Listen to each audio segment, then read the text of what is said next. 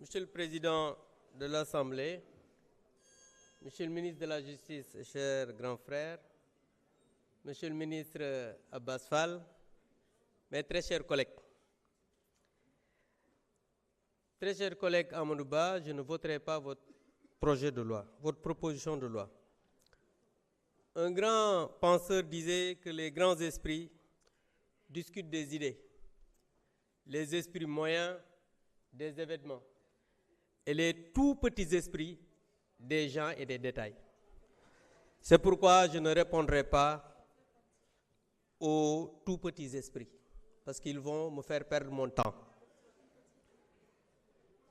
Très chers collègues, en réalité, cette loi n'est pas une loi interprétative, mais une loi qui modifie la loi portant amnistie. Une loi interprétative a pour objet de reconnaître, sans rien innover, un droit existant qu'une définition imprécise a rendu complexe. En résumé, la loi interprétative précise juste l'intention du législateur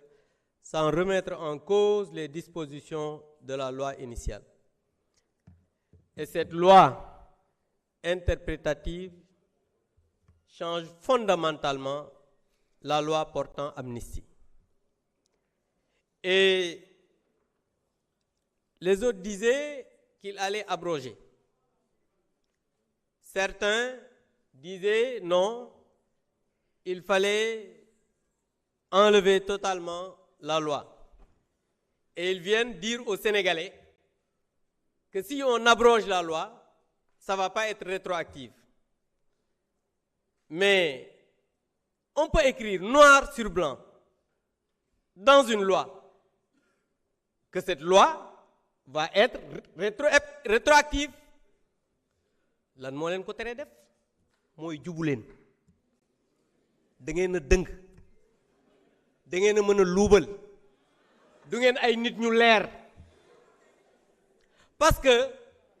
quand on parle d'abroger la loi wala bu ñu abroger loi bi on a parlé de commanditaire. Le premier commanditaire c'est celui qui a parlé de Mortal Kombat. Le premier commanditaire, c'est celui qui a dit Koudé Sanday Jurat. Le premier commanditaire, c'est celui qui a appelé aux jeunes à l'insurrection. Et dans votre gouvernement, celui qui va répondre le premier. Monsieur le Président, arrêtez l'affaire du Président. Arrêtez l'affaire.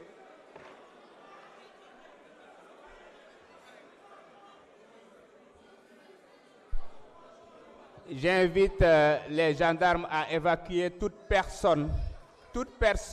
qui perturbe. Veuillez continuer. Mané, le premier commanditaire, c'est le Premier ministre Ousmane Sonko. Dans votre gouvernement, c'est le ministre microfinance Bob. Mom bu yewoo mu tàmbali bu ngeen wootee tey bu subaa mu wuy ji. Tout à l'heure, l'ancien procureur a dit que voilà, les premiers visés, c'est le ministre de l'Intérieur et le ministre des Forces armées. Fatenane, l'actuel ministre de l'Intérieur, mon écon haut commandant de la gendarmerie. L'actuel ministre des Forces armées, mon écon Semga. Yen xamna ne sen gouvernement bi ken du fa dess. Gis ngeen naxé baxul. Gis nga da ngeen a digoon Sénégalais yi ne da ngeen di dindi loi bi ñepp wuy ji yeen sen premier ministre mo taxaw fi yagul déclaration de politique générale ne nañu abroger man mi ak ñepp ñu dem wuy ji tay ngeen ñew ngeen ne da ngeen di interpréter xam nga ni jubu leen te gis nga nit nak so bëggee nekk ci réew on peut tromper le peuple une partie du temps mais on ne peut pas tromper le peuple tout le temps. Et tout à l'heure yag ngeen wax ay France dégage nangam légui nak un petit français mooy seen référence ngeen bàyyi avocat sénégalais yi jël avocat boo xam ne du référence mooy seen référence te français la yéen xam nga ne yéen ñii war nañu waxaat ak yéen te ki may waxal mi ngi nii jàkkaarloog man. Donc je pense que vous avez tout le temps trompé les Sénégalais mais vous savez que les Sénégalais ne vous suivront pas parce que da ngeen a dëng jubu leen. Je vous remercie. Jërëjëf honorable Abdou Mbow. Honorable Oulimata Sidibé, vous avez la parole. Honorable Baran Fofana se prépare.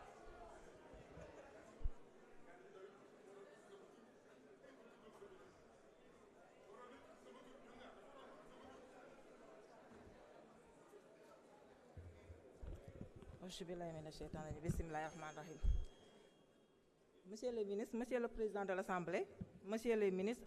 ak seeni collaborateurs, maa ngi leen di nuyu bu baax di leen ziar di nuyu mes chers collègues députés di leen balu ak di leen bal ak di ñaan yàlla yan nañu yàlla boole jéggal.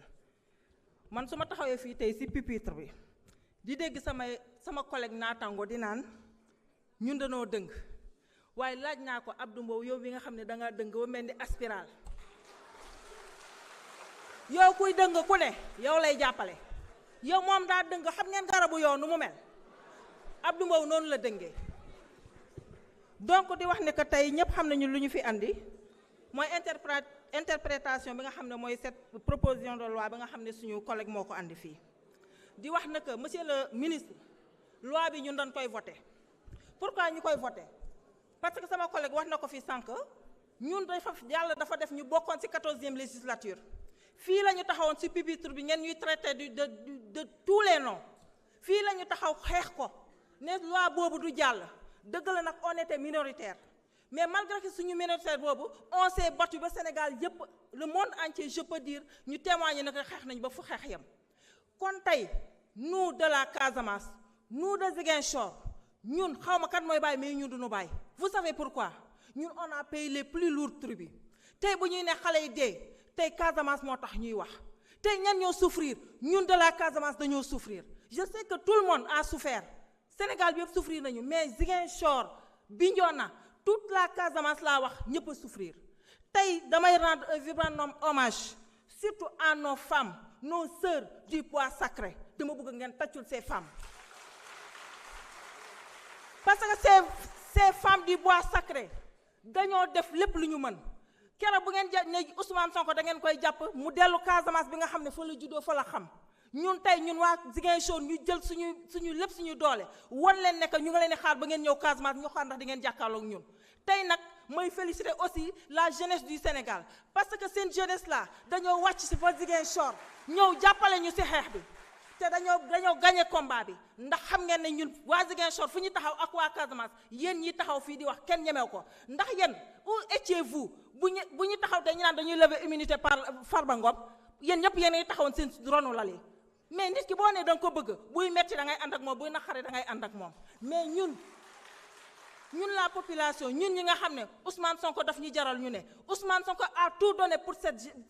ce peuple kon tey Ousmane fu mu xamee ñun dañ fay dee tey dañoo xam ne il est véridique mooy nit bu nga xam ne dafa bëgg a peuple am kon tey ñun tey Sénégal daf ñoo jaral lu ne di wax ne que loi bii dinañ ko jàllale mais di wax aussi y a des parents ñi nga xam ne ñu ngi souffrir tey su ma jëlee ne serait-ce je vais citer 3 personnes Seydina Diatta bi nga xam ne GPS bu Ziguinchor la bokk tey ñu jël ay fetal dóor ko ci ay tànk ba ñaari tànkoom yépp mënatul def dara ñu koy évacuer muy dem di ñëw fii ba Maroc di dem di suivre ay traitement am tey mooy jeune bu nga xam ne tey mënatul def dara yàq nañu ay activité am ma jëlaat Cheikh Sourat bi nga xam ne colonne vertébrale bi la ñu dóor ba yàq ndigam tey mu ngi tëdd fii hôpital tey yéen andi seen i doom ani seen doom yeneen laq seen doom ci seen biir kër di wax bu ma jëlee le cas de Boubacar Diallo jeune bi nga xam ne dañ ko amputé mais pour ne citer que ces gens là am na des milliers yi nga xam ne jeunesse yaa ngi nii ñoom ñëpp ñu ngi nii di souffrir ngeen am tey ngeen am li ngeen wax fii dama ne yéen ñëpp a war a wax ba mu des yéen da ngeen di noppi yéen di ngeen noppi parce que nous on a souffert c'est de la 14e législature mais honorable Rokhaya Ndiaye wax na ko dañuy rendre un vibrant hommage à notre ministre Abass Fall Birame Souleye Diop ak ñeneen ñëpp laa leen di wax nii parce que si ñun ngeen gisee des députés yi nga xam ne dañuy wàcc sur le terrain takk suñu écharpe ñu jël combat bi avec cette jeunesse soyez fiers de vous parce que ki ngeen topp kooku la c'est Ousmane Sonko tey si ce n'est pas Ousmane Sonko tey ñu ngi si guuta tey ngeen am li ngeen ñoom dañoo dëng yéen ani xaalis bu ngeen sàcc dama ne xam leen ne dinañ leen topp yéen dinañ leen topp dara duñ leen ko bàyyi parce que nag li ngeen dugal nit ñi si guuta dafa bëri il est temps que ñu régler monsieur le ministre il faut que justice soit faite suñuy doom duñu dee si nul parce que y a des gens tey Guy Marius est là avec Fatima Mbeng dañ fi organiser un chemin de la libération il fallait voir les familles da ngeen di fekk au fond du Sénégal des familles yi nga xam ne papa bu nga xam ne toog ak yaay muy jooy ñaari doom la am ñu rey kenn ku nga xam ne mooy secours de famille bi ñu jël ko ñu emprisonné ko nga fekk papa bi di jooy keneen ak keneen ils sont finalement doo mën a xam yow sa bopp da ngay dem di jooy mais ça c'est trop il faut que justice soit faite monsieur le ministre boo ko deful Sénégalais duñ ko parce que nag le peuple sénégalais si vous êtes des députés du peuple di ngeen voter loi bi bu ngeen ko doon di ngeen ko voter ba salaam. Honorable Baran Fofana, vous avez la parole. Honorable Amadou Diallo, numéro 1.